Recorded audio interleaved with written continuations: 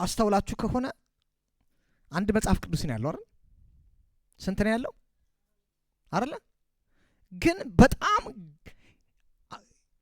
ኮንፊውዥን የሚያደርግ ምክንያቱም አሁን ያለንበት ጊዜ ዘመኑ ራሱ የኢንፎርሜሽን ዘመን ነው አይደል? ማለት ሰዎች በቀላሉ በሶሻል ሚዲያ በቀላሉ ማለት የትኛውም ቦታ ላይ ኔትወርክ ላይ ስንገባ የእግዚአብሔርን ቃል በብዙ አቅጣጫ በብዙ መንገድ እንሰማለን። እውነት ውሸት? ግን በጣም የሚገርማችሁ አንድ መጽሐፍ ቅዱስ ነው ያለው። አንዳንድ ቦታ ላይ መሰረቱን የለቀቀ አሁን እኔ እያወራ ያለሁት በጌታን እንደ ግል አዳኝ አድርገው በዳኑት ማህበረሰብ ውስጥ ያለውን እውነት ነው። ሌሎቹን ከኛ ጋር የሚገናኙ አይደሉም አይደል? ሌሎቹን አይመለከቱንም። ምክንያቱም እውነትን ወደ ማወቅ መምጣት አለባቸው። መጀመሪያ ጌታን መቀበል አለባቸው። እነሱን የምናይበት እይታ የታወቀ ነው። ልባችን ለነሱ ቅርብ ነው። ስለ እነሱም ነው የምንጸልየው አይደል? እኛ የቀመስነው ምን እንዲሉ እንዲቀምሱ እኛ ያወቅነውን እንዲያውቁ ነው። ስለዚህ እንዲያሉ እኮ እንደዚህ አንልም። ምክንያቱም መጀመሪያ ብርሃን ሊበራላቸው ይገባል። እነሱ የፈለጉትን ገንጥለው ከፍተው የፈለጉትን መተንተንም የፈለጉትን ነገር ማለት መብታቸው ነው። ለምን አሉ ምናምን አንልም። ምክንያቱም እነሱን የማዳን ስራ ነው የምንሰራው። መጀመሪያ መዳን አለባቸው፣ ከዛ ነው የሚገባቸው እውነትን ወደ ማወቅ የሚመጡት። ሌላው ኮንፊውዥን ግን በዳነው ማህበረሰብ ውስጥ ያለው የክርስቶስ መረዳት የሁሉም ምን ያለ ነው? የተዛባ ነው። እና አብዛኛውም ክርስቲያን ወይ ዳግም የተወለደው ማህበረሰብ አንዳንዱ ግራ ገብቶታል። ማለት እንዴ አንዴ ይህንን ይዝና እንዴ ይልና ደግሞ ሌላውን ይጠለዋል። እውነቴን አይደለ? እውነቴን እኮ ነው። ማለት እንዴ ምንድነው? ቆይ ታዲያ የቱን ነው የምከተለው? እንዴ ይሄኛው በዚህኛው እምነቴን እየገነባው ያለ ይሄኛው ይመጣና እንዴ ይሄ አይደለም ይላል፣ ያፈርሰዋል። ይሄኛው እንደማይችለው ይሄ ነው ብዬ ሲሄድ ደግሞ ይሄኛው ምን ይለዋል? ያፈርሰዋል። እና አንዳንዱ ቆመዋል። ታውቃላችሁ፣ ቀላል ነገር አይደለም። እሺ አንዳንዱ በቃ እኔ ይቅርብኝ ብሏል። እሺ ማለት አልሰማም፣ ይሄንንም አልሰማም፣ ታዛቢ እሆናለሁ ብሎ የሚታዘባለሽ ታዛቢ ሆኑ። በደንብ አስተውላችሁ ስሙኝ። ይሄንን መልእክት የምትከተሉ የምትሰሙ በቃ ታዛቢ ሆኗል። እሺ አሁን አንዳንዱ የሚገባው እስቲ ደግሞ ምንድን ነው የሚለው ብሎ የለም ይሄኛውን ደግሞ እስቲ ልስማው በመታዘብ መንፈስ ወዶ አይደለም አይደለ?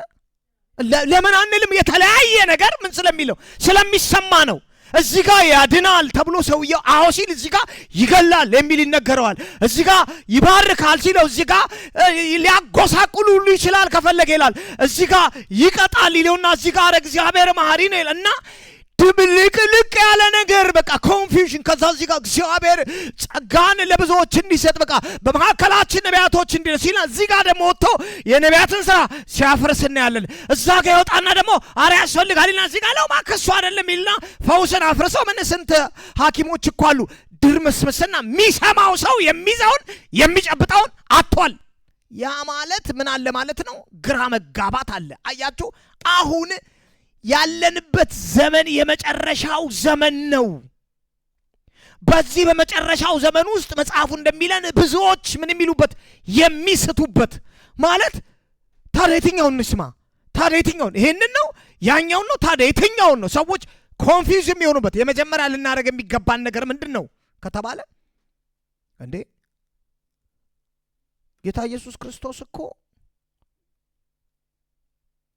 የተናገረን ቃል አለ።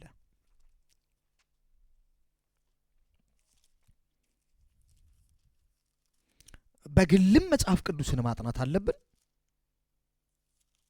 አያችሁ ሰከን ብለን የለም ቁጭ ብለን መጽሐፉ ይላል ወይ ይባላል። እሺ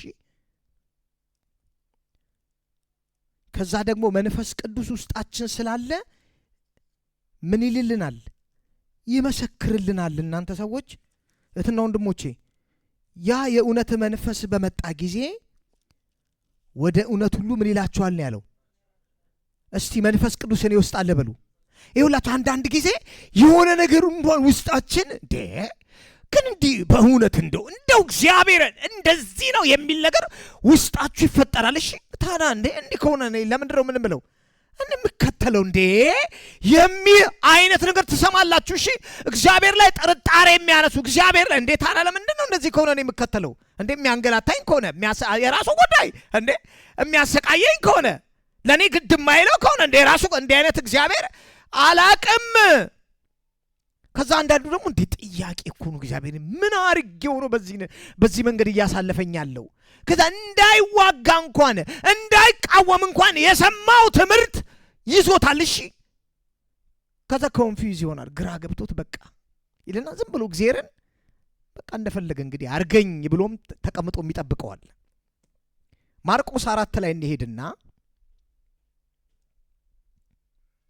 ጌታ ኢየሱስ ክርስቶስ እንዲህ አላቸው። ስለ ዘሪው ምሳሌ ከተናገረ በኋላ ነው። ቁጥር 13 ላይ ከ13 ጀምሮ እንደዚህ ይላል። ከዚያም ኢየሱስ እንዲህ አላቸው። ማን ያለው? እስቲ ኢየሱስ በሉ።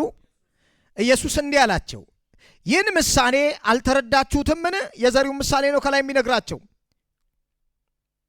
በደንብ ሙሉም ብናነበው ጥሩ ነው። እግዚአብሔር ቃል የመጣነ እግዚአብሔርን ቃል እንማራል። መነበብ አለበት። አያችሁ እያየ ነው ሐሳብ የሰው ሐሳብ ምናምን እንሰማለን። እሺ ሐሳብ ቃሉ መሰረት የሌለው ሐሳብ አሁን በጣም ለዛ እኮ ነው ኮንፊውዥን የሚበዛው። የሚነገረው ሐሳብ ነው፣ ከዛ ልምምድ ነው። ሰውየው እውነቱ እያለ ምኑን ነው ልምምዱ? እውነቱ አለ እዚህ ጋር ግን ተብሎ አይ ብሎ ሰውየው ምኑን ነው የሚያካፍለን? ልምምዱን ሰውየው የደረሰበትን ልምምድ። አሁን እሱ አይደለም የሚያስፈልገን።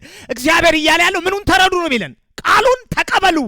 ታውት የኔ ልምምድ ታውት እኔ ያለፍኩበትን ታዲያ እኔ ካለፍኩበት ኤክስፒሪየንስ ተነስቼ ልምምድ ተነስቼ ነው ይሄን ቃል እኔ ወደምፈልገው መንገድ አምጥቼ የማካፍላችሁ። ለምሳሌ እንደዚህ ማለት እኮ ነው። በብዙ በሽታ ውስጥ አልፌ ቢሆን ተሰቃይቼ ተንገላትቼ እግዚአብሔርን ጠይቄ ፈውስ ፈልጌ አጥቼ ከእምነቴ ጉድለት የተነሳ ከዛ ባለኝ ብርና ባለኝ አቅም ደግሞ ሄጄ አንዳንድ በሕክምና የሰለጠኑ ሰዎች ምን አሉኝ?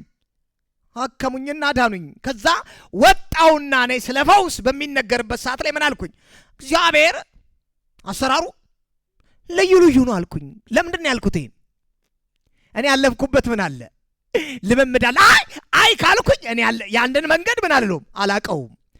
ግን ስገባ ደግሞ መድኃኒቷን ሁሉ ጨርሳ ገንዘቧን ሁሉ ለባለ መድኃኒቶች ጨርሳ ሀብቷን ሁሉ ጨርሳ የታወቁ ሰርጀሪዎች ጋር ሄዳ የታወቀ ሆስፒታል ሄዳ ገንዘቧን የጨረሰች ያልተፈወሰች ግራ የተጋባች አቅም ያጣች በቃኝ ብላ ስለ ኢየሱስ በሰማኝ ሰዓት ሁሉን ትታ የዓለምን ነገር ትታ ሐኪሞችን ትታ ጥላ ወደ እሱ ሄዳ የተፈወሰች አንዲት ሴት እናያለን።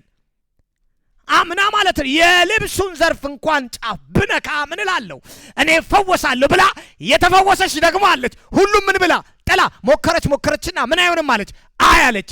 ከዛ እኔ ከልምምድ የተነሳ ልገፋ ነው ያንን አይ ካልኩ ምን ልለው እንዴ ህዝቡ አረ ሰውዬ ሕክምናን የሚቃወማል እንዴ አትሂዱ ይላል እንዴ ከምባል ለምን እላለሁ እንዴ ነገ ቢደበድቡኝስ በወሬ ስለዚህ አያስፈልግም አልልም። ግን አያችሁ እግዚአብሔር በዛ ምን ይላል ይሰራልና ሂዱ ያድናልና ሂዱ። ከዛ እንደምንም ማጣቀሻ እንዴ ሉቃስ እኮ ሐኪም ነበር የሚለውን ጠቅሳለሁ። እሺ አሁን እኔ ሕክምና ምንም ማያረግም እያልኩ ነው አይደለም። የሆነ ነገር እንዲገባን ስለፈለግኩ ነው። በደንብ ስቡኝ። ጌታ እንዲህ አለ ጌታ ኢየሱስ ከቁጥር 1 ጀምሮ ምን ይላቸዋል? በሌላ ጊዜ ደግሞ በባህር አጠገብ ያስተምር ጀመረ። እርሱ ባለበት አካባቢ እጅግ ብዙ ሕዝብ ስለተሰበሰበ በጀልባው ላይ በባህሩ ላይ ወዳለች ጀልባ ገብቶ ምን አለ? ተቀመጠ። ሕዝቡም ሁሉ በባህር ዳር ባለው ስፍራ ላይ ተሰብስቦ ነበር። እርሱም ብዙ ነገሮችን በምሳሌ ያስተማራቸው። እንዲህ አላቸው፣ ስሙ አላቸው። ሕዝብ ተሰብስበዋል፣ እየሰሙት ነው። የኔና የናንተ ጌታ ስሙ አለ። አንድ ዘር ሊዘራ ወጣ። ዘሩን በሚዘራበት ጊዜ አንዳንዱ መንገድ ላይ ወደቀ፣ ወፎች መጥተው ለቅመው በሉት። ሌላው ደግሞ በቂ አፈር በሌለው በጭንጫ ቦታ ላይ ወደቀ። አፈሩ ጥልቅ ስላልነበረም ወዲያው በቀለ። ፀሐይ በወጣ ጊዜ ግን ምን አለ? ጠወለገ። ስር ስላልነበረውም ደረቀ። ሌላው ዘር ደግሞ በእሾህ መካከል ወደቀ። እሾህም አድጎ የዘሩን ተክል ስላነቀው ፍሬ አላፈራም። ሌላው ዘር ደግሞ በመልካም መሬት ላይ ምን አለ? ስለወደቀ በቅሎ አደገ፣ ፍሬም ሰጠ። አንዱ 30 አንዱም 60 ሌላው 100 ፍሬ አፈራ። ቀጥሎም ኢየሱስ የሚሰማ ጆሮ ያለው ይስማ አለ። ብቻውን በሆነ ጊዜ 12ቱ አብሮት የነበሩት ሌሎች ስለ ምሳሌዎቹ ጠየቁት። እርሱም ለእናንተ የእግዚአብሔር መንግሥት ምስጢር ተሰጥቷቸዋል፣ በውጭ ላሉት ግን ነገር ሁሉ በምሳሌ ይነገራቸዋል። ይኸውም ማየቱን እንዳያዩ እንዳያስተውሉም፣ መስማቱን እንዲሰሙ ልብ እንዳይሉም እንዳይመለሱም ኃጢአታቸው እንዳይሰረይላቸው ነው አላቸው። ከዛም ኢየሱስ እንዲህ አላቸው፣ ይህን ምሳሌ አልተረዳችሁትምን? ታዲያ ሌሎችን ምሳሌዎች ሁሉ እንዴት ልትረዱ ትችላላችሁ? ዘሪው ቃሉን ምን ይላል? ይዘራል። አረ እናንተ ሰዎች የትና ወንድሞቼ፣ ጌታ እኮ በጣም ግልጽ የሆነ እኮ ነው ነገር የሚናገረን። የሆነ ትምህርቱ ላይ እኮ የተደበላለቀ ነገር የለም እኮ። ግልጽ በሆነ በምሳሌ እንዲገባን ማለት ያልተወሳሰበ በጣም በቃ ኮምፕሊኬትድ ያልሆነ ነገር እኮ ነው የሚናገረው። ግልጽ ስለ ዘር እንግዲህ ገበሬ ማያውቅ የለም አይደል? በቃ እንዲገባን ዘሪው እኔ ነኝ እያለ ነው። ከዛ ምን እየዘራው ነው አለ? ቃሉን እየዘራው ነው። ዘሪ ምኑን ይዘራል? ቃሉን ይዘራል አለ። አንዳንድ ሰዎች በመንገድ ላይ የወደቀውን ዘር ይመስላሉ። ምኖቹ ናቸው የሚመስሉት? ሰዎቹ አይደል? በመንገድ ላይ የወደቀውን ዘር ነው የሚመስሉት። ቃሉን በሚሰሙበት ጊዜ ሰይጣን ወዲያውኑ መጥቶ በውስጣቸው የተዘራውን ቃል ምን ይለዋል? ይወስደዋል። እንዲሁም ሌሎች ደግሞ በጭንጫ ቦታ ላይ የተዘራውን ዘር ይመስላሉ። ቃሉን በሚሰሙበት ጊዜ ወዲያው በደስታ ምን ይላሉ? ይቀበሉታል። ነገር ግን ስር የሌላቸው ስለሆኑ የሚቆዩት ለጥቂት ጊዜ ብቻ ነው። በቃሉ ምክንያት መከራ ወይንም ስደት በመጣ ጊዜ ወዲያው ምን ይላሉ? ይሰናከላሉ። በምኑ ምክንያት? እስቲ በቃሉ ምክንያት በሉ። እስቲ በቃሉ ምክንያት በሉ። አሁን ጌታ እየዘራው ነው። እኔ ነኝ ምዘራው አለ። ሲዘራ እኔ አዳይ ነኝ እያለ እየዘራ ነው። እኔ ፈዋሽ ነኝ እያለ እየዘራ ነው። እኔ ጠባቂ ነኝ እያለ እየዘራ ነው። እኔ ባራኪ ነኝ እያለ እየዘራ ነው። ከዛ ሰዎቹ ሰሙትና ያን ቃል ዘሪ ነው። ምን እየዘራ ነው? ፈዋሽ ነኝ እያለ ፈውስ እየዘራ ነው። ጌታ እኮ ነው። አዳይ ነኝ እያለ ማዳንን እየዘራ ነው። ጠባቂ ነኝ እያለ ፕሮቴክት እንደሚያደርገን እንደሚጠብቀን እየዘራ ነው። እኔ ከእናንተ ጋር ነኝ እያለ አብሮነቱን ምን እያለ ነው? እየዘራ ነው። ከዛ ይሰሙና ሰዎች ልክ በቃሉ ምክንያት መከራ ሲመጣባቸው፣ የምን መከራ መጣ? በቃ ጠላት መጣና ሰውየውን በበሽታ መታው። ጠላት መጣና የሰውየውን ነገር ከእጁ ላይ ያለውን ነገር አስጣለው፣ አናወጠው፣ አንገዳገደው። መከራ ሲመጣባቸው ማለት ነው፣ መናጋት ሲመጣ ወዲያው ምንድን ነው የሚለው? እዩት። ወዲያ ይሰነካከላሉ።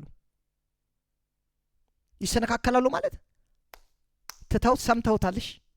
የስ ሃሌሉያ ራካባ የስ አይ እንዳንተ ያለ ማን አዳይ ነው? ኢየሱስ እግዚአብሔር እሱ ከኔ ጋር ነው።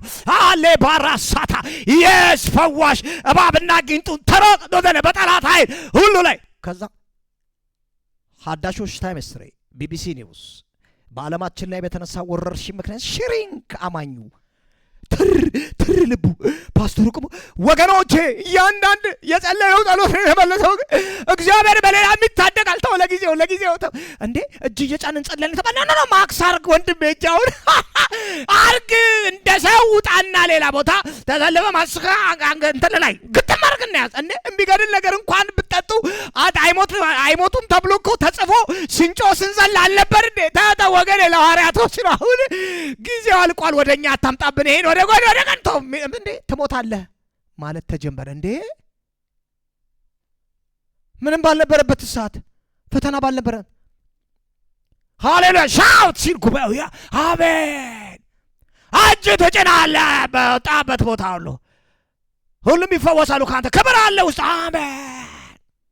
እባብና ጊንጡን ረግጠ እውነት ለምከር ሲያወራ የነበረው እኮ ግን ምን ነበር ያኔ በደስታ የሚለው እስቲ በደስታ በሉ ጉባኤው በደስታ የለም ልቡ ቅልጥ እያለ 4 ቀን 5 ቀን ጾም ጸሎት ተብሎ ራባባሻታ ጮት ነው ሻባራካታ ነበር እኮ እዚህ ሀገር ላይ ሬባባ ይሆናል ገበል ኃያላኖች ተቀብተው ይነሳሉ። በቃ ያ ካንተን የሚያፈርሰው ምናምን ራባባ ኢሉዥን አይደለም ፌዝ ኢዝ ኖት ኢሉዥን አይደለም። አያችሁ ሲምፕል እንትን አለ የሰው እንትን ላይ ክሬኤት የሚደረጋል ራባባባ ተብሎ ወላው አልተማ ቻይና ላይ 1 ሚሊዮን ሰዎች ሞቱ ሲባል ሰው ሁሉ የሌለው ነገር ሁሉ ይነካካው ጀመር። ዜና እያየሽ ሲወጣ ሁሉ አማኝ ሲወጣ በጥንቃቄ ነው እንትን እንዳትረኩታ። እናንተ ሰዎች እውነት እኮ ነው የምናወራው። ሊፍት እንኳን አማኛኔ የሚገድል የሚል እጅ ትጸልያለህ የተባለው ሊፍት አካባቢ እንትን ይዞ ምን ነበር እንትን አይባልም። ይኸውላችሁ ስላለፈ ያስቀናል አይደለ? ግን እንትን ይኸውላችሁ እንትን ይዘው ፍጭ የምትደረገው የለችም እሷ ተይዛ የት ሄደ ያ ቅባት የት ሄደ ያ ክብር የት ሄደ ያ ኃይል የት ሄደ ፍጭ ተደረገ የለም እንዴ? ያ ስብከት የት ሄደ? ጳውሎስ ከባህር ስብርባሪ ካመለጠ በኋላ ወደ መጨረሻው ወደቡ ላይ ሲደርሱ በደረቅ ምድር ላይ ህዝቡ ተሰብስቦ ተቀብሏቸው ከአደጋ ተርፈዋል። እሳት እየሞቁ እያለ እፍኝት መታ ምን አለችው ይላል ጳውሎስን ነደፈችው። ከዛ ካሁን ይሞታል ብለው ምን ሲሉ ሲጠባበቁ እፍኝት ነደፈችው። ምኑን ነው ደሙን አይደለ? ከዛ ምን አረጋት ነው የሚለው አራጋና ማሶባ ረሃዲ። አያችሁ ሰውየው ያመነውን ያውቃል ውስጡ ማን እንዳለ የሚያውቅ ነው። እሺ አራገፈና እሳት ውስጥ ጣላት። አዩትና እንዴ መጀመሪያም ብለው ነበር ከዛ ባህር አልፎ ይሄማ ኃጢአተኛ ቢሆን ነው እዚህ እንኳን ደረቅ ምድር ላይ መጥቶ ፍኝቷ ነደፈችው ከዚህ በኋላ አበቃለት ተብሎ እያለ አራክፎ ልክ ሲጥላት ይሄ ሰው አይደለም ምንድነው አሉ አምላክ ነው። ይሄው እኮ ነው የጻፈልን አራክፎ የጣለው ጳውሎስ እናንተ ጋር ኃይል አለ ያለን እናንተ ጋር ክብር አለ ያለን እኮ ይሄው ጳውሎስ ይሄን ህይወት ለራሱ ከመናገር አልፎ ለራሱ ምን ብሏል ተጠቅሞበታል። ሎ አውጥቶ ለሰዎች ራሱ የዛ ህይወት ምን ሆነ ተጠቃሚ ሆነ። አያችሁ እግዚአብሔር አድነን የማንድን ሰተን የማንቀበል አበርትተን ባዶ እንድንሆን አይፈልግም እንደዛ። ከዛ የሁሉም ወገብ እኮ ነው የተፈታው። የሚመጣ ሁሉ የለምሽ እጅ ሰላም እንኳን እንደዚህ የለም እንደዚህ ያልነበረ የሚባባል አማኝ ከሆነሽ ላጋዛባያ ጉዳት ታምጣብኛለኝ። እሻን አሁን እጅ ጭነን እኮ መጸለይ ያለብን በጌታ በኢየሱስ ስም። አንተ በር እንደዚህ ቀልድ የለም። አሁን ቆይ በር ላይ ስንገባ ኬንያውን ሲካሄድ ሆስፒታል ሲገባ ምን ተጀምሮ ነበር ታስታውሳላችሁ አይደል? ብር ጀመረው የሆነ እንትና እንደ እቃ ሲገዛ ጤን እንደሚያረጉት ሰውን እስካን ያረጉ ያሳለፉ ነበር። እሺ ከዛ ጭንቅላት አለ ድርን የለብም ግባና ልጁ አማኝ ሆኖ አለኩ አገልጋይ ነው ለፍርድ አይደለም። አሁን ያለውን ኮንፊውዥን ለግራችሁ ነው። ደወለና ግን አሁን ቸርች እንዴት ነው የሚገባውልኝ? እንዴት አልኩት። አይ የግድ ጓንትም እዚህ ላይ የሚደረገው ብቻ ሳይሆን በር ላይ የሚቆም ሰው ራሱ ያስፈልጋል። ምን ሊያደርግ ነው የሚገባውን ጢን እያደረገ ሊያስገባ እንጂ አድርሽ አለልም አለሽ። ይሄ ልጅ ላበላብ የሆነ መድረክ ላይ ያዙ ይልቀቁኝ ሲል የነበረ ነው። ጌታ አያውቅም ያውቃል። አያችሁ ታዲያ ምንድን ነው ሲባል ይሄውና እኮ የተናገረው ቃሉን በደስታ ምን ይላሉ ይሰማሉ። ከዛስ መከራ በመጣ ሰዓት አያችሁ ቻይና ውስጥ አንደርግራውንድ እየጸለዩ መተውባቸው ሌሎች እስር ቤት ሲገቡ ህይወታቸውን አሳልፈው የሚሰጧሉ። እሺ ይሄው ብለው በቃ አናቀውም መጸለያችንን አናቆምም። ሐዋርያቶቹ እኮ በዚህ ስም ወጣችሁም እንዳትናገሩ ሲባሉ አይ ከናንተ ይልቃል እግዚአብሔርን ስለምንሰማና እሱ ማስደሰት ስለሆነ ዓላማችን የፈለገ ነገር ብትሉን በዚህ ስም ወጥተን መናገራችንን አናቆምም። ብዙዎች ተገሏል አይደል? ያዕቆብ ተገደለ እኮ። ጴጥሮስም እኮ ታሰረ። አውጥተው እኮ ሊገሉት ነው እሱንም። ግን የወሰኑት ውሳኔ ምን አይነት ውሳኔ ነበረ ሲባል መከራ በመጣ ሰዓት በመከራ የሚጸና ምን ነበራቸው? እምነት ነበራቸው። ጳውሎስ ያመንኩትን አውቃለሁ አለ። ማን ከነሱ ጋር እንዳለ ያውቁ ነበረ። ጽናታቸው አምላካቸው ከነሱ ጋር እንዳለ ሲሰበክና አሁን ሲድራቅ ሚሳቅ አብደናጎን ብለን ስንሰብከው መድረክ ላይ ሲጥም፣ እሺ በጣም ነው የሚጥመው። እሺ ሰዓቱ ዝም ብላችሁ ሳሉት፣ የካርቶን ፊልም አይደለም። እሳቱ ተንበልብሎ ንጉሱ ጠራቸው ምናምን ስንል የመናረብ ደስ ይላል አይደል? እንትኑ ከዛ ሰዓቱ ኑ ተብለው ከዛ በቃ አንሰግድም ተብለው የት ሊገቡ እንዴ? ቡታጋስ ከፍተህ እኮ ወጥ እየሰራ ወላፈኑን እንኳን ወላፈኑ የለም እጄን አቃጠለኝ እኮ እንዴ ምንድነው? እሳት ውስጥ ሊጣሉ በቃ ብለው የወሰኑት ነፍሳቸው እስከምን ነበር የቆረጠችው? ምን አይነት እምነት ነው እንዴ? አንበሳ አይደለም ነክተነው ከርቀት እንኳን ተዘግቶ ታጥሮ እንፈራለን እኮ። ታጥሮ እኛ ጋር እኮ አይመጣም። እንዴ ቢዘልስ ምን አለባት ሁሉ ወታደሩ ነው ጠባቂ እያለ ልንጎበኝ ሄደን ምን እንላለን እንዴ? ምን አለባት የሚል እንኳን ዳንኤል እኮ ጉድጓድ ውስጥ ሲባል በቃ አለ ልግባ ገባ። እነዚሁ ሰዎች የእምነት አባቶች ያሉበት መጽሐፍ ነው እጃችን ላይ ያለው። አያችሁ እጃችን ላይ ያለው እነዚሁ ለትምህርታችን የተጻፉልን ነው። ዘመን እኛን ለማሟሟቅ ሳይሆን ኃያላን የእግዚአብሔር መንግስት የሚወርሱት መንገዱ ጠንካራ መንገድ ነው። በጸጋን ሄዳን ነው ድነናል። ለእኛ ስራ የለበትም። ግን ልናውቅ የሚገባው ማን ከኛ ጋር እንዳለ ምን እንደሰራ ማወቅ አለብን። ውስጣችን ያለው ማን እንደሆነ ልናምን ይገባል። የጌታም ጥያቄ ሌላ አይደለም። በእውኑ ነው ያለው። እሺ በእውኑ ስለ ፈውስም በእውኑ ነው ያለው። እሺ ያቺ ሴት ሉቃስ 18 ላይ ዳኛውን ጨቅጭቃ እንዲፈረድላት ካደረገች በኋላ እንዲህ አለ። ኦኬ አለ። እሺ እቺን ሴት ተመልከቷታል። እመጣበታለሁ ወደዛ። ይሁት እዚሁ ጋር ማርቆስ ላይ አትልቀቁት። የማርቆስን ትተውት ወጡ፣ ተሰነካከሉ። ሌሎች ደግሞ አለ በእሾህ መካከል የተዘራውን ዘር ይመስላሉ።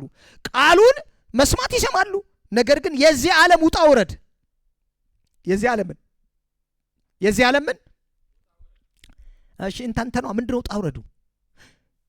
የሆነ ነገር ሲሰሩ ሲጎድል፣ የሆነ ነገር ሲሉ ይሄን ልምሏ ሲሉ፣ ያኛውን ሲደፍኑ ይሄን ሲለጥፉ፣ የሆነ ቤት ሲገነቡ ሲያፈርሱ ሌላ ቦታ ይሻላል ሲሉ፣ ለገጣፉ እንዳለኝ ሲሉ፣ ጅማ ሁለተኛ ቤቴን ሲሉ፣ እዛ ጋር ሲል ባዶ ሲሆን መሽከርከር ውጣ ወረዱ የለም። አንዴ ይሄን ሲይዙ ሲያመልጣቸው፣ ይሄንን ነገር ሲይዙት ይሄም ሲጠፋ፣ የዚህ ዓለም ስለ መንግስቱ አይደለም ያለው። የዚህ ዓለም ምን ውጣ ወረድ፣ ይሄን ሲሞሉ ይሄን ሲደፍኑ፣ ድካም ሲሆንባቸው፣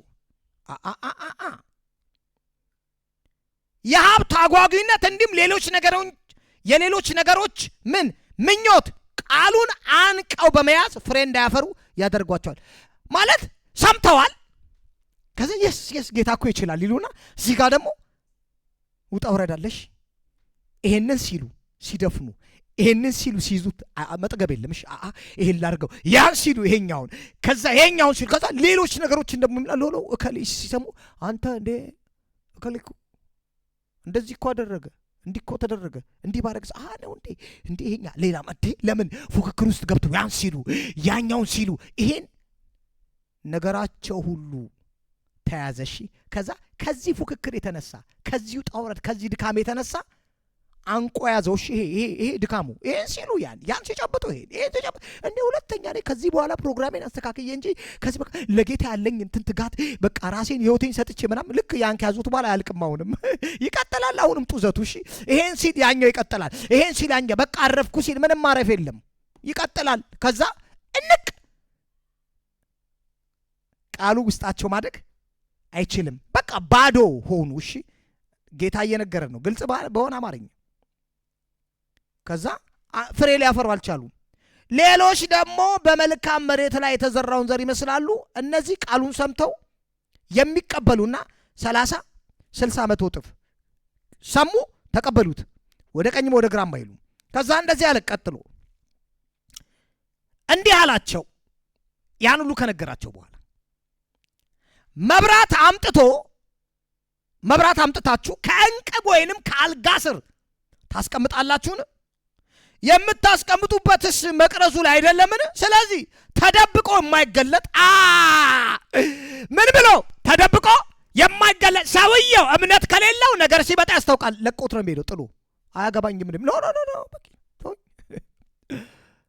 አንዱ ያዙናል እየጸለይንና በቃ ማይነ ተበየ ታሰርኳል። ኤርትራ ተያዝኩኛልና እስካሁን አሉሽ ኤርትራ ውስጥ። ከዛ ታሰሬ ደከመው። እሺ ልጁ አመት ነው መሰለኝ የታሰረው፣ ሰለቸኛል።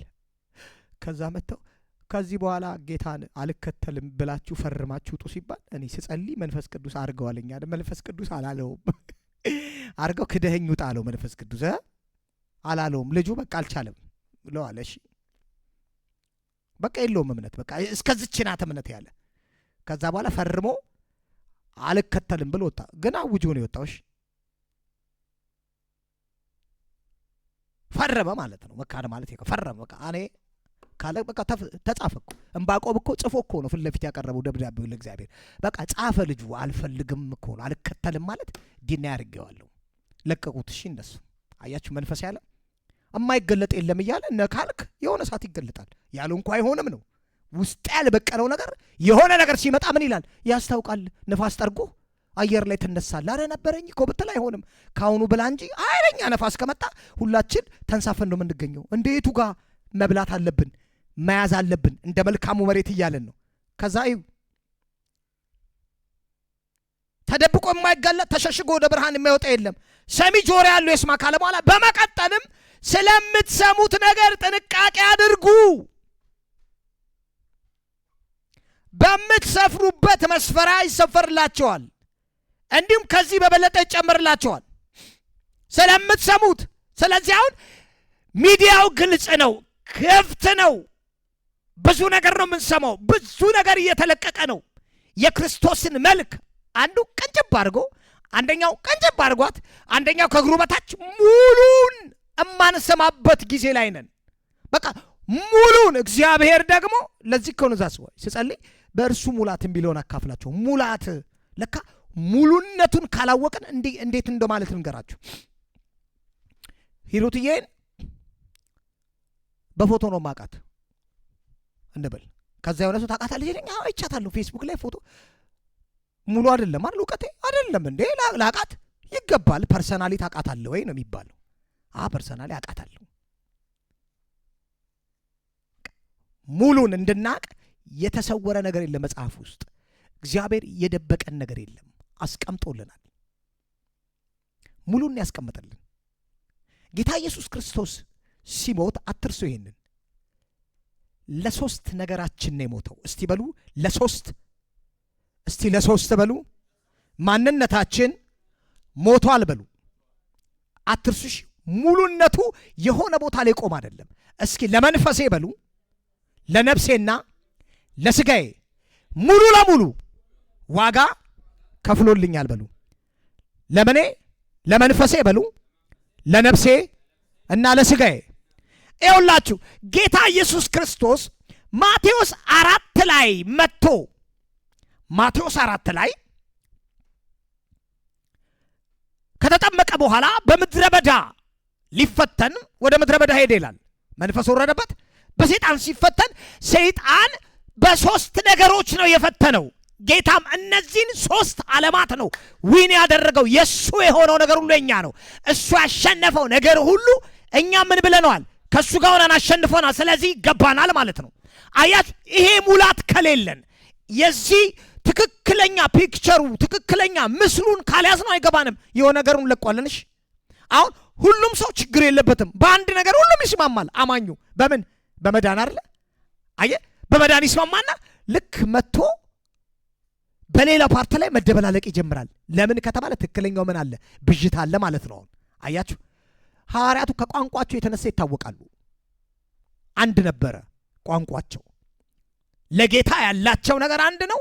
ስራውን ጠንቅቆ አውቀውታል። ምን እንዳደረገላቸው አውቀዋል።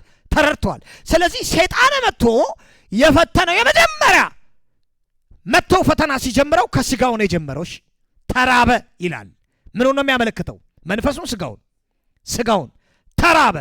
ከዛ በኋላ በእውነት የእግዚአብሔር ልጅ ከሆንክ ይሄንን ምን ድንጋይ ምን አድርገው ዳቦ አድርገው ሲል የሰው ልጅ በምግብ ብቻ አይኖርም ተብሎ ተጽፏል አለው። ዊን አደረገው። አሁን አንድ የከፈለልን ነገር አለ። እሱ በጌታ ረሃብ እኔ እንድጠግብ ነው። በሱ ድህነት እኔ ባለጠጋ እንድሆን ነው። በሱ መገረፍ ኢሳይያስ ሲያየው በሱ የተገረፈው መንፈሱን ነው እንደ ጌታ አይደለም። ነፍሱ እንደሆነ የተገረፈው አይደለም። ምኑን ነው? ስጋውን። በመገረፉ ቁስል እኔ ምን እንድለው እንድፈወስ ነው። ምን እንዲፈወስ? ኮምፕሊኬት አናደርገውም። ሰዎች እንደ መስል የነፍስ ፈውስ ነው የምና ቆይ እንተው። እሱ ነው ለጊዜው በደንብ ነው። ይኸው ጌታ በደንብ በደርዙን ያስቀምጣልን። የተደባለቀ አይደለም ይሰራልን። ስጋው ለምን ፈውስ? ለስጋዬ። የነፍሱ ስቃይ ለማፈውስ ለነፍሴ። በመንፈሱ ሲኦል ወረደ ደህንነት ለምኔ ለመንፈሴ። ሲሰራው ጌታ የሆነ ድብልቅልቅ አድርጎት አይደለም እንዲገባን። ሲገረፍ በጅራፍ ሲገርፉት ደም ሲወጣው ሲሰቃይ በሽታዎች የተባሉ ሁሉ በሱ በመገረፉ ቁስል ውስጥ እግዚአብሔር ለእኔና ለእናንተ ምን እያዘጋጀ ነው? ፈውስን በሉ እስቲ። የስጋ ፈውስ በሉ እስቲ። የስጋ ፈውስ በሉ። እሱን ምን እያለልን ነው? እያዘጋጀልን ነው። ለዚህ ነው ኢሳይያስ አየው በሱ ቁስል አለሽ እኛም ምን አለን? ተፈወስን። በሱ መገረፍ በሚወጣው ደም በሱ መገረፍ ምክንያት ለስጋችን ምን እየተዘጋጀ ነው? ለበሽታችን ፈውስን እግዚአብሔር ማዘጋጀት ጀመረ። ኮምፕሊት አረገልን። በጌታ በኢየሱስ ክርስቶስ በመገረፉ ለኛ ፈውስ ተዘጋጀልን። ሰይጣን መጥቶ ፈተነው። ይሄው አሉ በስጋ። ሁለተኛ ሲፈትለው ምንድነው ያለው? ከፍ ወዳለ ቦታ አወጣው። ይሁት ማቴዎስ 4 ላይ ማቴዎስ ወንጌል ምዕራፍ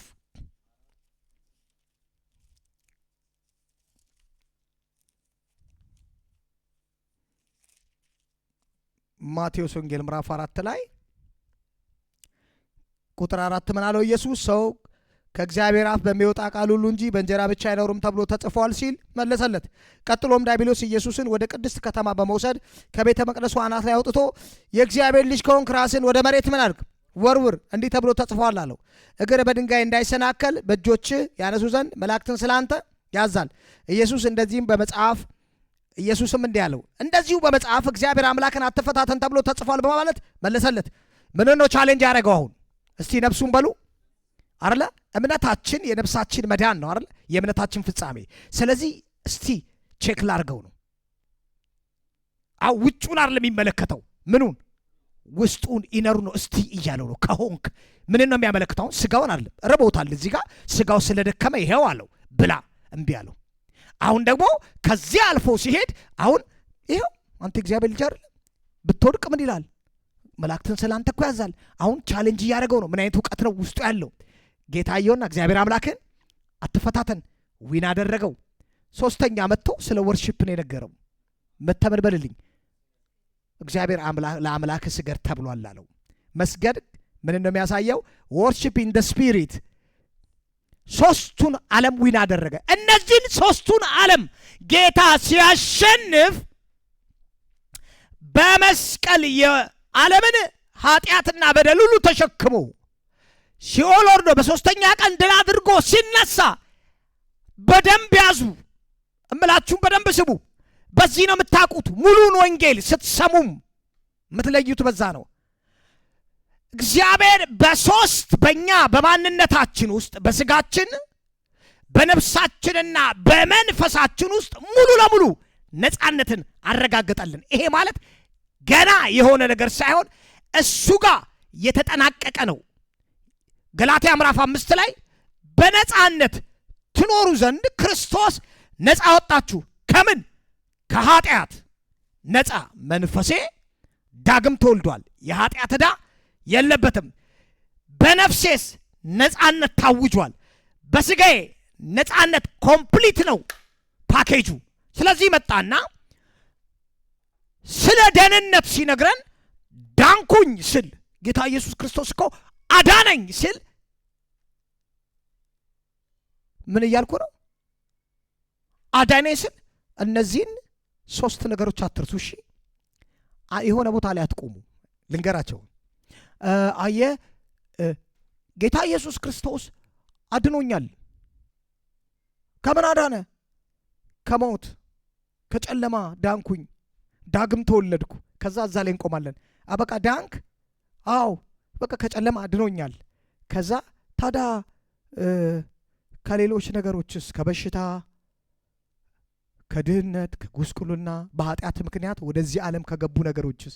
ያው እንግዲህ አየ ጥያቄ ይፈጠራል። ኮንፊውዥን ተጀመረ ማለት ነው። ከዛ አንዱ አረ ነው ሲል አንደኛው ነው እባክህ እሱ ብልጽግና ነው፣ ይሄኛው አረ ነው እሱ ድህነት ነው፣ አይሆንም ይሄ እያለ ሰው ምን ሆነ?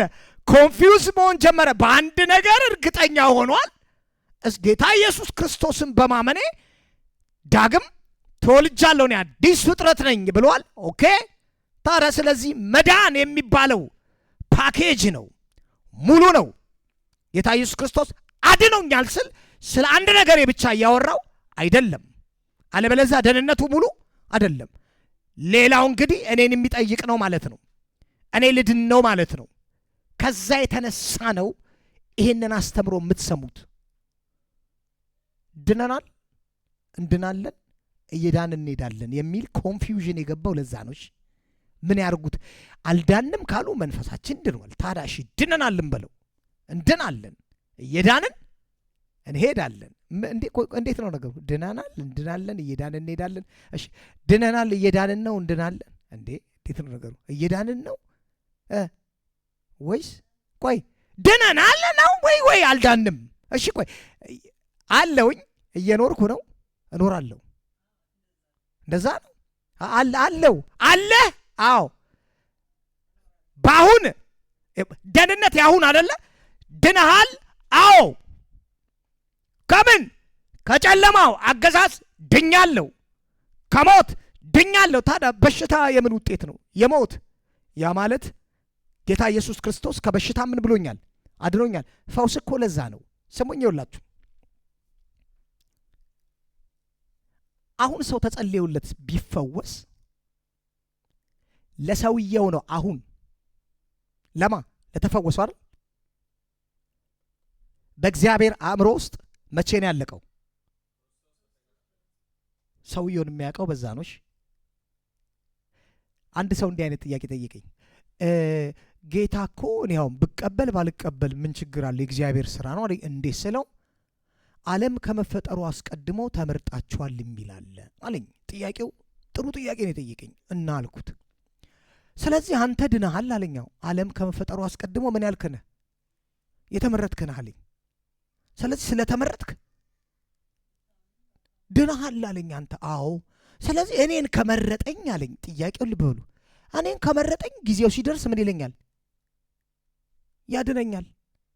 ገብቷችኋል የልጁ ጥያቄ? ዓለም ከመፈጠሩ አስቀድሞ በክርስቶስ ኢየሱስ ምን አለን ነው የሚለው መጽሐፉ? መረጠን አለ። እሺ ስለዚህ ልጁ እንግዲህ አንተ ዓለም ከመፈጠሩ አስቀድሞ ስለተመረጥክ እኔን ደግሞ ቢመርጠኝ ጌታ ያድነኝ ነበር። ከዛ እኔ ምን መለስኩለት? አንተም ዓለም ከመፈጠሩ እኮ አስቀድሞ ተመርጠሃል አልኩት። አሁን ይሄ ግባችሁ በደንብ ስሙኝ። እግዚአብሔር ዓለም ከመፈጠሩ አስቀድሞ የመረጠው ማንን ነው? እስቲ አዳምን በሉ አዳምን በሉ። እግዚአብሔር ዓለም ከመፈጠሩ አስቀድሞ የመረጠው አዳምን ነው አይደል? ያ ማለት ፊተኛው አዳም። ያ ማለት የአዳም ዘርን ሁሉ እግዚአብሔር በዘር ነው የሚያየው። የአዳም ዘር በአጠቃላይ ዓለም ከመፈጠሩ አስቀድሞ እንዲድን ምን ብሏል? እግዚአብሔር ወስኗል። አሁን ልጁ ያልገባው ነገር ምንድን ነው? አንዳንድ ቦታ ላይ ጳውሎስ የጻፋቸውን ጽሑፎች ከእግዚአብሔር ዕውቀት ጋር ከእግዚአብሔር ፍቃድ ጋር ባለማወቁ ባለመረዳቱ ሲያነበው ይጋጭበት ጀመር። ለምን ጳውሎስ እንዲህ ይላል? ደህንነት ለብዙዎች አይሆንም ይላል፣ አንዳንዶች አይድኑም የሚል የጻፈው ስላለ ብሏል እኮ። እንደዛ አይደለም። አያችሁ፣ ጌታ ኢየሱስ ክርስቶስ ሲመጣ እንደዛማ ከሆነ አንደኛ ጢሞቴዎስ ምዕራፍ 2 ላይ እግዚአብሔር ጸልዩ አለ፣ ሰዎች ሁሉ እውነትን ወደ ማወቅ እንዲመጡ እግዚአብሔር ይፈልጋል ካለን እንደ ሁሉ ነው የሚለው። ሰው ሁሉ እንዲድን እግዚአብሔር ይፈልጋል ካለ ሰውን ሁሉ መርጧል ማለት ነው። ግን እኔ ዛሬ ልክ ጌታን ስቀበል እንደ ግል አዳኝ አድርጌ ስቀበል ምርጫውን ምን እላለሁ? አጸናለሁ። ወይንም እግዚአብሔር ሰውን ሁሉ በማዳን ሥራ በመረጠው ፓኬጅ ውስጥ እገባለሁ። በእኔ ፍቃድ እኔ ነው የሚጠብቀው። ያም ሰውዬ አይ ከፈለገ እግዚአብሔር ያድነኝ እንጂ ማለት ሳይሆን ያለበት ፍቃዱን ሰጥቶ ሲያምን እግዚአብሔር ያዘጋጀው ፓኬጅ ውስጥ ይገባል። እሱም ዓለም ከመፈጠሩ አስቀድሞ ምን ብሏል? የተመረጠ ነው ማለት ነው። እግዚአብሔርን አለ መጠበቅ ያለበት። ልክ እንደዚሁ በፈውስ ሰውየው አሁን ሲጸለይለት ሲፈወስ ስናየው ሰውየው ዓለም ላይ አሁን ነው ፈውስን ምን ያለው የተቀበለው። የተሰራው ስራ ዛሬ 2000 ላይ ጌታ ኢየሱስ ክርስቶስ ሰርቶ ምን ብሏል? ጨርሷል። ሰውየው ሲያምን ያ ያለቀው ስራ ማኒፌስት አደረገ ሰውየው ላይ። ያ ማለት እግዚአብሔር የሰውየውን ለነፍሱም ለመንፈሱና ለስጋ የሚሆነውን ሙሉ ስራ ምን ብሎለታል? ሰርቶለታል። ልክ እንደዚሁ ይሄኛው ሲፈወስ አንደኛው ድኗል። ለነፍሱም የሆነውንም ለስጋ የሆነውንም ባለማመኑ ምክንያት ባለመቀበሉ ምክንያት በምን ይኖራል? በተጽዕኖ ውስጥና በስራት ውስጥ ይኖራል። የእግዚአብሔር ፍቃድ አይደለም። የሁለቱ ሰዎች ምንድነው? ምርጫ ነው። ያ ማለት ሁለት ሰዎች ቸርች መጥተው አንዱ ጌታን ሲቀበል አንደኛው ምን አለ? አልቀበልም ብሎ ሄደ። እግዚአብሔር በሁለቱ መካከል ልዩነት የለውም። ሁለቱም የአዳም ልጆች ናቸው። ለሁለቱም ዋጋ ከፍሏል። ይሄ መረጠና የዛሬ 2000 ዓመት ያለቀውን የመዳን ሥራ ተቀበለ። ይሄኛው ለቆ ወጣ። አሁን ይሄ ሙሉነት ከገባን ይሄ ሙሉነት ለካ ጌታ ኢየሱስ ክርስቶስ ለመንፈሴም ለነፍሴና ምን ለስጋዬም ቢሆን ስራን ይሰራልኝ። የሆነ ፓርቱን የተወልኝ ነገር የለም። በል እንግዲህ አንተ ጨርሰው ያለኝ ነገር የለም። በል እንግዲህ እኔ አሁን ይሄንን ሰርቼልሃለሁ፣ አድኜሃለሁ። ግን ሌላውን ነገር በል እንግዲህ እናንተ ጨርሱት ያለን ነገር የለም። ሙሉን ነው ሰርቶ ምን ያለን የሰጠን። ይሄ ነገር ስላልገባን ብዙ ኮንፊውዥን የምናየው በምንድን ነው? ከዚህ የተነሳ ለምሳሌ እናንሳ፣ ከስጋን ጀምር። ብዙ ስለ መንፈስ ስላወራን እና ብዙም ሰው የሚለያይበትና የሚከፋፈልበት እዚህ ጋር ስለሆነ አንዱ ይነሳና እንደዚህ ይላል። እንዴት መሰለ? የዚህ ዓለም በቃ እኮ አጣበቁን እኮ መሬት ላይ እኮ አበቃ እዚህ እኮ አረጉን። ገንዘብ እንትን ምናምን እያሉ ማቴሪያል ያለ እዚህ እኮ አስቀሩን እኮ። እውነትን ነው። አያስፈልገንም ማለት ነው። ብር አያስፈልግህም ጎበዝ፣ አያስፈልግህም። አያስፈልገንም ማለት ነው። ገንዘብ መስራት ምን ያደርግልናል? ከዛ አንደኛ ይነሳና አረ ለእግዚአብሔር ዓላማው ምን እያንዳንድ ምድር ላይ ስንኖር ጌታ ኢየሱስ ክርስቶስ ተራበ የሚል ቃል እናያለን። እሺ ምን አለ? ተራበ። ልክ እንደዚህ ነው አሁንም መረዳት ያለብን። እሺ እዚህ ምድር ላይ እስካለን ከስጋ ስንወጣ አያስፈልገንም። እሺ ምግብ እዚህ ምድር ላይ እስካለን ምግብ ብታቆሙ ትሞታላችሁ። ውሃ መጠጣት ብታቆሙ ትሞታላችሁ። ምናችን ያስፈልገዋል? ስጋችን። ይኸውላችሁ መጽሐፉ እኮ ነው የሚለን። መጽሐፉ እኮ ነው የሚነግረን። ይሄንን ምድር መጀመሪያ ለአዳም እንዲገዛ እንዲያስተዳድራት እንዲንከባከባት አሳልፎ ሰጥቶታል። ያ ማለት እዚህ ምድር ላይ ስጋችን የተገኘው ከአፈር ስለሆነ ከአፈር የተገኘውን ነገር የመመገብ ምን አለበት? ግዴታ አለበት። ካቆመ መኖር አይችልም ስጋችን ለብቻው። ስለዚህ ያስፈልገናል ማለት ነው። ጌታ አያስፈልጋችሁም አላለንም፣ አትጨነቁ ነው ያለን። ልዩነቱን አያስፈልጋችሁም አላለ። ይኸው ሞልቶ እስኪትረፈረፍ ድረስ ሂሩት ላይ ህይወቷ ላይ ሞልቶ የጎደለ አይደለም፣ ሞልቶ የተትረፈረፈ ከሷ አልፎ ሌላውን መርዳት ሌላውን ማንሳት የምችልበት አቅም ላይ እንድትሆን እግዚአብሔር ይፈልጋል። ዛስ ዋይ ነው ለደቀ መዛሙርቱ እንዲህ አላቸው። ያቺ ሴት አልበስጥሮስ ሽቶውን እግሩ ላይ ካፈሰሰችለት በኋላ እያለቀሰች በእንባ አብሰው ይሁዳ ይሄ እኮ ተሽጦ ለድሆች ቢሰጥ ሲል እኔ እቺ ሴት አለ የተደረገላትን ስላወቀች ብዙ ኃጢአት ይቅር ስለተባለላት በእንባና በሽቶ እግሬ ምን አለችው? አጠበችው። ስለ ድሆች ስላለ ድሆች ከእናንተ ጋር ምን ይላሉ? ይኖራሉ። ያ ማለት ምን እያለ ነው? እርዷቸው እያለ ነው እንዴ? ከሌለ እንዴት ነው የምንረዳው? እንዴት እንርዳ? ካልተነሳ እንዴት እናንሳ? ስለዚህ እግዚአብሔር ኤክስፔክት ያደርጋል ማለት ነው አይደል? ከኛ አልፎ ለሌሎች ማድረግ የምንችልበት አቅም ላይ እንድንሆን እግዚአብሔር ምን ይላል? እስቲ አትፍሩ ይፈልጋል በሉ። ይኸውላችሁ ሌሎቹ የሚፈሩት ሚዲያ ላይ እኮ ነው የሚፈሩት፣ ፊት ለፊት እኮ ነው የሚፈሩት። በጣም የሚገርማችሁ፣ በጣም እርግጠኛ ሁኑ። ምን ያደርጋል እንደዚህ አያስፈልግም፣ ዝም ብለው ወንጌሉን እንትን ውስጥ ከተቱት የሚሉት ሰዎች ባክግራውንዳቸውን ብትሄዱ 3-4 ቤት አላቸው። የሚያስፈልጋቸው ነገር ሁሉ አስቀምጠው ችግሬ ለምነሱ አለምለሽ ምኑን ነው ማኒፑሌት የሚያደርጉት ሲባል ግራ መጋባት እንዳለ ያውቃሉ። አሁን እኛ የምናስተላልፈው መልእክት የእኛን ሀሳብ አይደለም። የእግዚአብሔር ጌታ ኢየሱስ ክርስቶስ ድሃ እንድንሆን አይፈልግም፣ እንድናጣ አይፈልግም። ለስጋችንም ነው ምን ያለልን? የሰራልን ዋጋም የከፈለልን። ልክ ነፍሳችን ከጨለማ እንደዳነች ስጋችን ከበሽታ ነፍሳችን ከፍርሃትና ከጭንቀት ከየትኛውም ሊሚቴሽን ገደብ ከሆነብን ነገር ላይ ሁሉ ጌታ ኢየሱስ ክርስቶስ በመስቀሉ ሥራ ሁሉን አሸንፎ ሰጥቶናል። ካልተረዳነውና ካላወቅን ግን ምንድን ነው የሚሆነው? አንደኛ አንድ ሰው እንዲህ ሲል ሰማው። ጸለይኩኝ አለ እና በጣም ነገሬ ፍሬያማ የሆነ ሲመጣ ደነገጥኳለሽ። በጽድቅ ነው የሚራመደው እና ኖ ድሆች ባለጠጎች የእግዚአብሔር መንግስት አይገቡም ብሎ የሚያነሳል ጥቅስ። እሺ በመርፌ ቀዳዳ ግመል ቢዞ ብር እና ጌታ ሆይ እንዴት ነው ነገር ከልቡን የጠየቆች ጌታ ሆይ ነገሬ ሁሉ ፍሬያማ መሆኑ አንዳች ነገር በህይወት የጎደለ ነገር ስለሌለ ይሄ ነገር በፊትህ ተቀባይነት አለው፣ አካሄዴ ትክክል አይደለም ብዬ ጸለይኩ አለ።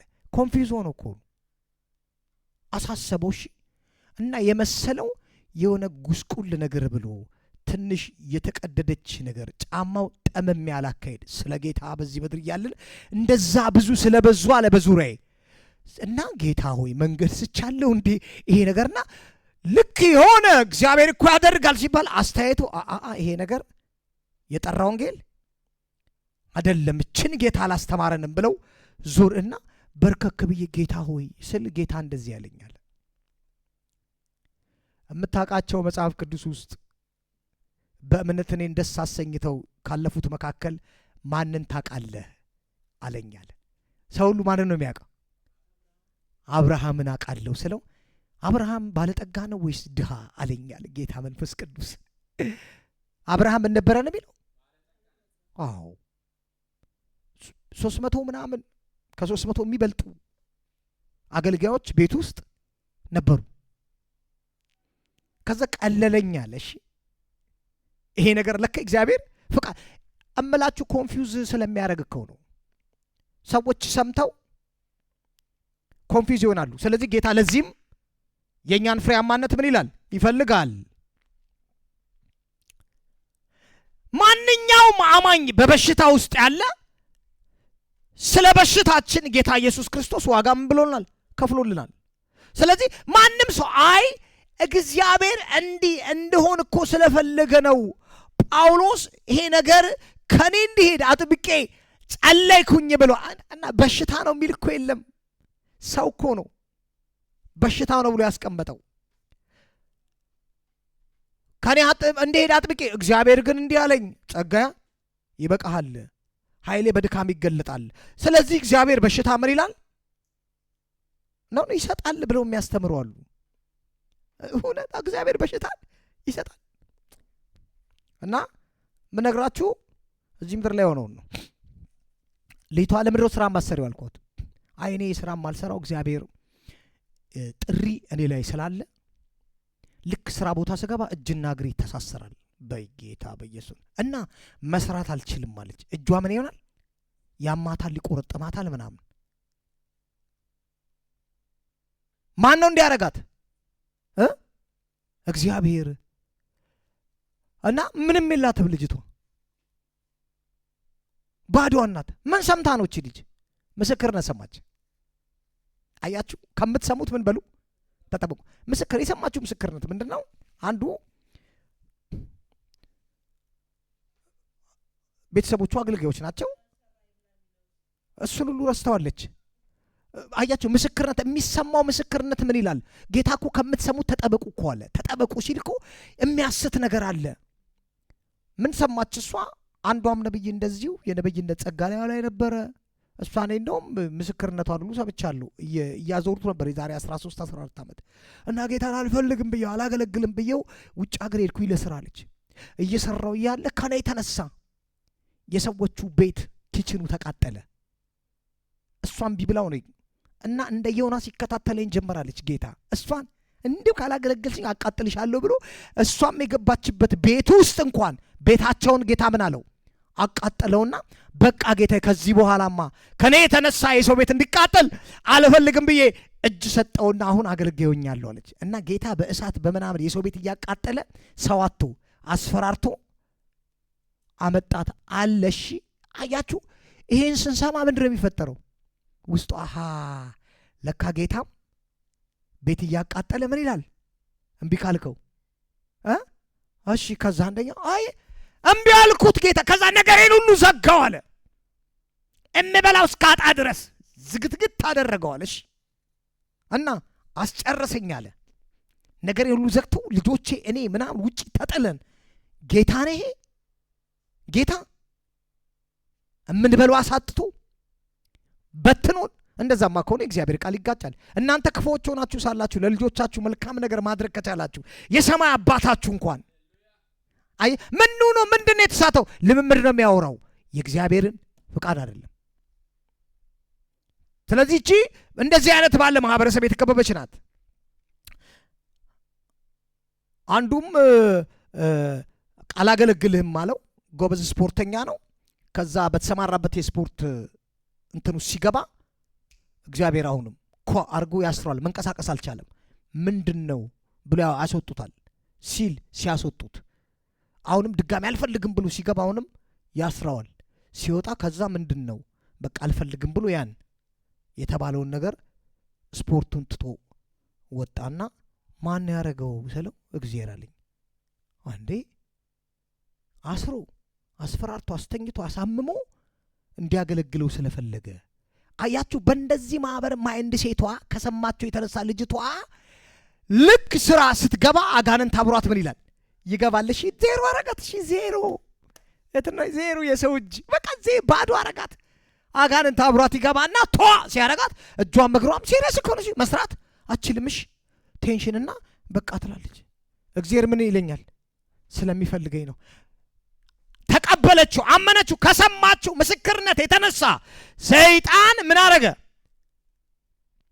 ዓለሟ ላይ ገባ። ከዛ ማሰር ጀመረ፣ ህይወቷን መጠቅለል ጀመረ። ይሄ ጌታ እንደዚህ አይነት ጌታ አይደለም። ስለዚህ ጌታ ነፍሳችንን መንፈሳችንን አድኗል ስንል ነፍሳችንን ከጭንቀት፣ ከፍርሃት፣ ከድንጋጤ ከዚህ ሁሉ ነገር ዲሊቨር አድርጓታል። ታዲያ ነፃ ካወጣን እኛ ጋር እኮ የተቀመጠ ነገር አለ፣ ይታወቀኛል እኮ እፈራለሁ እኮ እንዴ። ታዲያ ቃሉን እኮ የሚለን ለዛ እኮ ነው። እግዚአብሔር ኃይል የፍቅር ራስን የመግዛት መንፈስ እንጂ የፍርሃትን መንፈስ አልሰጣችሁም እኮ ነው የሚለው። ተቀበል። አሁን ጌታ ሆይ አባርልኝ አይደለም፣ እንዳትፈራ አድርጌ ነው የሰራው። አንተ አለመፍራትህን ምን በል ተናገር። መፍራት አትችልም። ይሄን አቅም ሰጥቻለሁ አንተ ውስጥ፣ እንደ በፊቱ አይደለም። ነፍሴ እኮ ትጨነቃለች። አትጨነቅ ብያለሁ። አልችልም ማለት አትችልም። ይሄ ጸጋ አንተ ጋር አለ። ለጭንቀታችንም ጭምር ነው ጌታ ምን የከፈለው። አያችሁ፣ ይሄ የሾህ አክሊል እላዩ ላይ ሲደፋ ምኑን ነው የሚያሳየው? ጭንቅላት ሆናል የተወጋው። ፍርሃት፣ ጭንቀት ምናምን ለሚባል ነገር ተጨነቀ እኮ ጌታ፣ ተሰቃየ፣ ተጠማው ሲል ለዛ ሁሉ እኛ ህይወት ላይ ለሚያልፈው በኃጢአት በአዳም ምክንያት ወደኛ ህይወት ለመጣው ለየትኛውም ነገር ኮምፕሊትሊ እግዚአብሔር ዋጋ ምን ብሎልናል? ከፍሎልናል። ስለዚህ አክሴፕት ልናረገው ልንቀበለው አይገባም። ይሄ ነገር በቃ እንግዲህ ሊሆን ይችላል ልንሰማ እንችላለን። አይ ሊሆን ይችላል በቃ እንዴ ሄደች እኮ ብዙ ቦታ እና ምንም ቦታ ልትፈወስ አልቻለችም እና በቃ የጌታ ፈቃድ ቢሆን ነው ምኑ እንዲህ መሆኗ። ከዛ እሷ ተቀበለችው። እንግዲህ ጌታ ልክበር ካለ በጌታ በኢየሱስ ስም በምን ይክበር አለች? በዚሁ ይክበር በቃ ብዬ ዝም አልኩ። እቺ ሴት በመጽሐፍ ቅዱስ ነው ምንዳኛት። ካለማመኗ የተነሳ ልትፈወስ አልቻለችም። ፒሪየድ። አሁን እንትን አንልም በጌታ በኢየሱስ ስም እንዴ ይሄ ሁሉ ቦታ እኮ ሄዳለች። የትም ቦታ ትሄድ። ምክንያቱም ጌታ ጋር የመጡት በአጠቃላይ ምን ብለዋል? ተፈውሰዋል።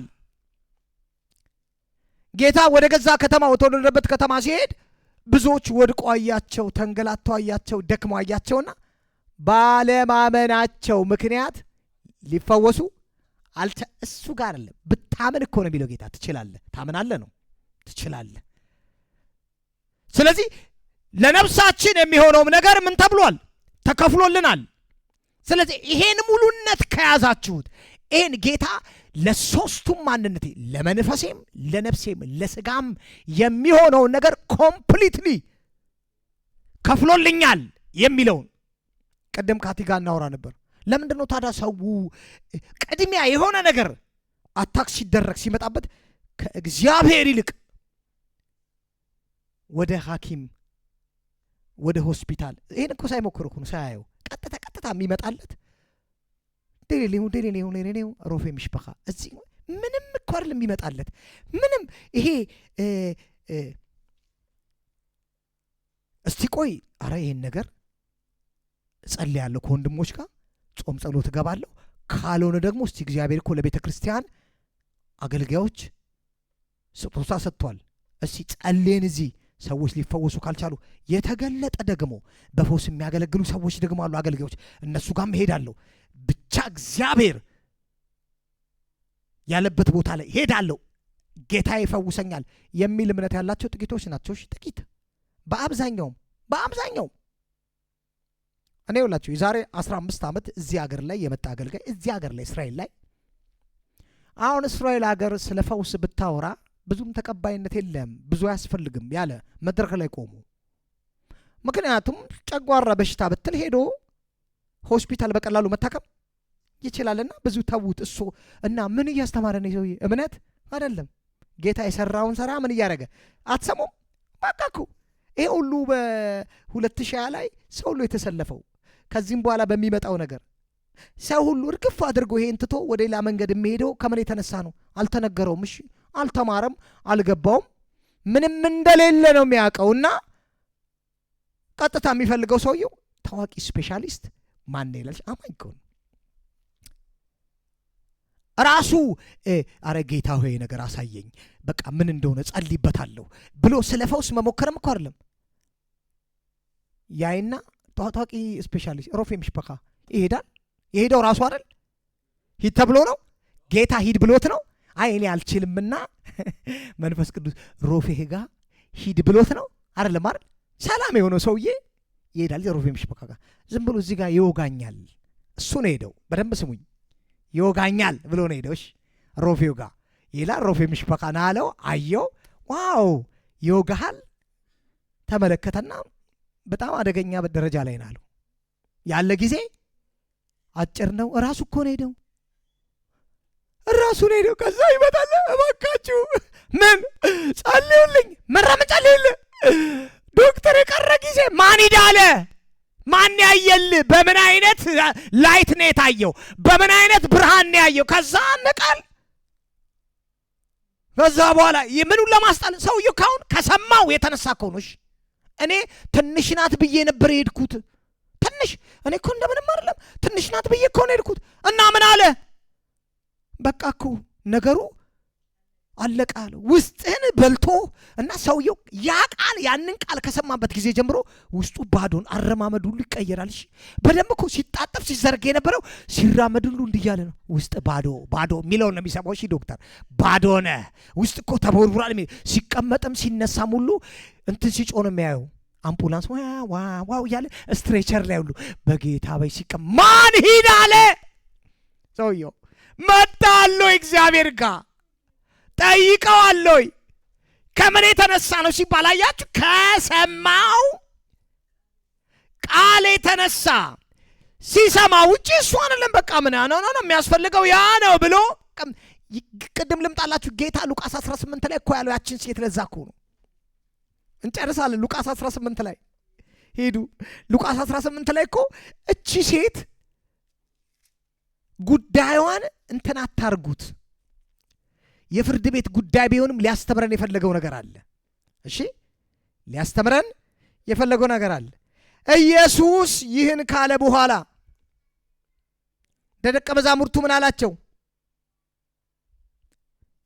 አገኛችሁት? ሉቃስ ይቅርታ ሉቃስ ስንት 18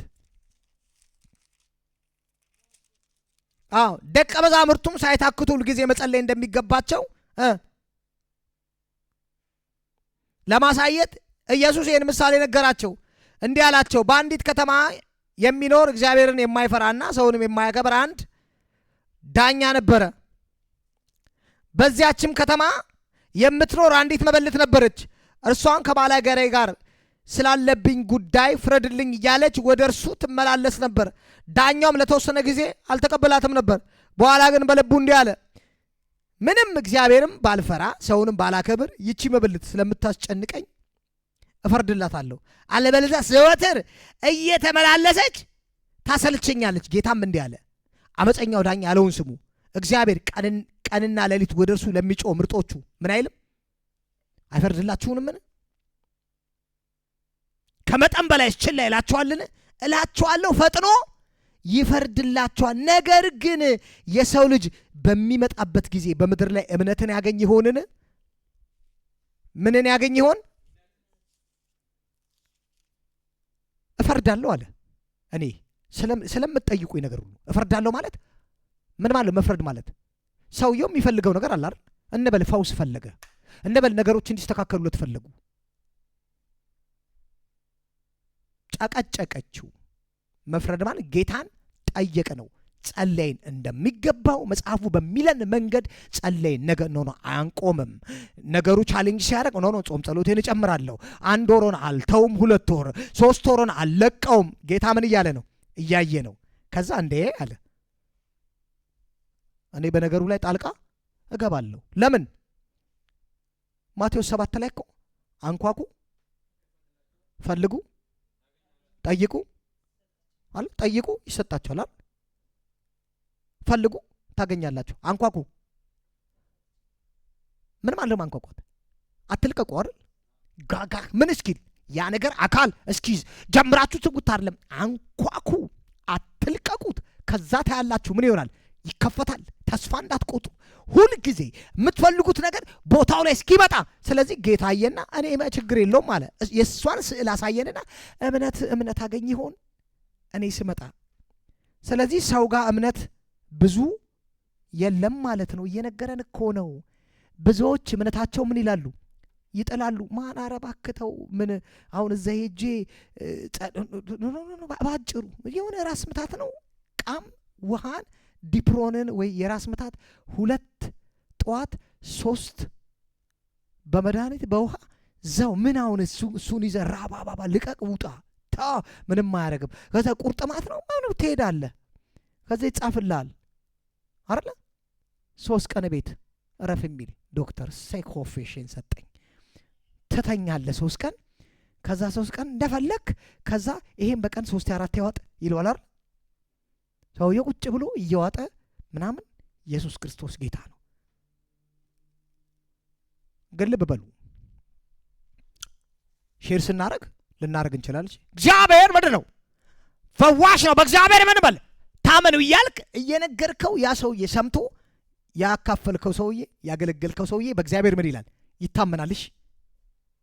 ጳውሎስ ለዛ ነው እያልኩኝ እኔ በሱ ሳልታመን የተጣልኩ እንዳልሆነ ለካ ነገሩ እምሰጠውም እኔ የምሰጠው ነገር ተጠቃሚ እንደሆን እተጋለው። ለካ እግዚአብሔር ሕይወትን ለሰው መስጠት እግዚአብሔር እኮ እንዲህ ያደርጋል። እግዚአብሔር እኮ እንዲህ ይወዳል። እግዚአብሔር እኮ እንደዚህ ነው የሚረዳው። በእግዚአብሔር ታመኑ ብቻ ሳይሆን ማለታችሁ እናንተም ምን ሆኑ? ታመኑ፣ እመኑት፣ ይሄን ይኸው ተቀበሉት። እግዚአብሔር እንደሚረዳችሁ እወቁ። ከእናንተ የምታካፍሉት ሌላውን በርታ፣ በእግዚአብሔር በርታ እንደምትሉት አንተ ራሱ በማበርታ ተቀበል ያንን ብርታት አንተ። ጳውሎስ ለሌላው ሰብኬ አይዞ እግዚአብሔር ካንተ አሉሽ። በጣም እርግጠኛው በጣም የሚያጽናኑ አሉ። ያልተጽናኑ ምኖች ግን ይሰራል እኮ። እሺ ግልጽ ማለት አልተጽናኑም። ውስጣቸው ግድ ዝሏቸዋል። እና ሰው ሲያገኝ ተጽናነ በጌታ ኢየሱስ ክርስቶስ ጌታ። እግዚአብሔር ምን ይላል? ይረዳሃል። ለሐሳባ በቃ አትፍራ። እሺ ምናምን ሰውየው ከጸለይ ከጨረሰ በኋላ እሱ ራሱ ሰውየው ምን ያላል? የለም ባዶ ነው፣ አልተጽናናም፣ ግራ ገብቶታል። እና ጌታ ተጠቀም አንተ መጀመሪያ። ለጢሞቴዎስ እንደዚህ ያለው ገበሬ ከዘራው ዘር በደንብ ስሙኝ፣ የምርቱ የመጀመሪያ ተጠቃሚ ሊሆን ይገባዋል። ምን ማለት ነው? ቤቱ ባዶ የሆነ ጎተራው ገበሬ ታውቃላችሁ? እና ቤቱን ባዶ አድርጎ ገበሬው እህል ይዟልሽ። የት ነው ሲባል ወደ ገበያ እየሄድኩ ነው። የምን ነጋዴው? የቡና ነጋዴ ነው ተብሎ ቤት ስትሄድ ቡና የለም አለ። እንደዚህ ነን። ማር የሚቆርጥ ገበሬ ቤቱ ስትሄድ ውሃ ማር ሲባል አረ የለንም ማር። እንዴ ገበያ ላይ እኮ አይቻለሁ ማር ምን ስትል እንዲህ አይነት ገበሬ አይታችኋል? ስለዚህ እግዚአብሔር በምሳሌ እኮ ነው የሚያስተምረን። ገበሬ ያለው የምርቱ የመጀመሪያ ተጠቃሚ ሊሆን ይገባዋል ማለት እንዴ ዘርቶል አጭዶ ወቅቶ አስፈጭቶ ጎተራ ሳይሞላ እህል ወጥቶ ለህዝቡ ሊሸጥ እንዲህ አይነት ገበሬ አይደለም። ጎተራውን ምን ብሎ ሞልቶ እንቅቡን ሞልቶ በደንብ አስተካክሎ አሁን ለሚቀጥለው የሚሆነውን እህል ይዞ ወዴት ይወጣል? ወደ ጎተራ ይወጣል። የትኛውም እኔ ኢትዮጵያ ውስጥ እኛም ባለውበት ሰፈር ቤታችን ውስጥ የተከራዩ ሉካንዳ ቤት ስጋ ቤት ያላቸው አዲስ አበባ ውስጥ ሰዎች ተከራይተው ነበር እኛ ጋር። በጣም ከዚህ ጋር አብሮ ስለሚሄድ ነው ማነስ አላችሁ። በጣም የሚገርማችሁ በቃ 24 ሰዓት ቤታቸው ምንድን ነው ያለው? ስጋ ነው። ምንድናቸው ሰዎቹ? አባታቸው ስጋ ነጋዴ ሉካንዳ ቤት ነው ያላቸው ስጋ ቤት። ይኸው ማታ ሲመጡ የቅልጥማት የስጋ ማት በቃ እንትን ግቢው ስጋ በስጋ ሆነ። ከምን የተነሳ ነው ግን እንደዛ ስጋ በስጋ የሆነው? አባትየው ምን ነጋዴ ነው? ስጋ ነጋዴ ነው። እና ቤታቸው አሁን እንደዛ ሆኖ ሉካንዳ ቤት ጥርት ያለ በቃ ሽሮ ስጋ ታይቶ የማይታወቅ ምናምን የሚሆን የለም። በግ ነጋዴን ተመልከቱ። ሀሳብም የለም አይደል? ነጋዴ ነው በግ ቤቱ። እንዲህ ነው የሚሰራው። እግዚአብሔር እንደዚህ ነው የሚሰራው። መስጠት ብቻ ሳይሆን ያ የምትሰጡትን ራሳችሁ እናንተ ምን አድርጉት? ተጠቀሙበት። ስለ ሕይወቱ ማውራት ብቻ ሳይሆን ጌታ ኢየሱስ ምንድን ነው? ሕይወት ነው። ይሄን ሕይወት እናንተ ምን በሉ? ተጠቅሞ። አሁን ለ3 ነገራችን እግዚአብሔር ስራችንን ሰርቶልናል። በእግሮቻችን እንቆማለን።